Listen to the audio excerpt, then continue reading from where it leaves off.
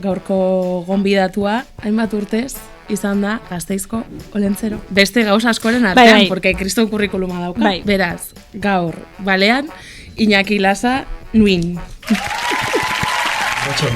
Arratsaldeon. Hasteko, kontatuko diguzu nor den Iñaki? Baserri batean jaiotakoa naiz, baserrian bertan, gure ama etzen ospitalera joan. Eta 12 urtera arte, han bizi izan nintzen, Matxinbenta auzora eskolara joanez. Eta 12 urte nituela, Arantzazura joan nintzen seminariora, zerbe gehiago ikastera.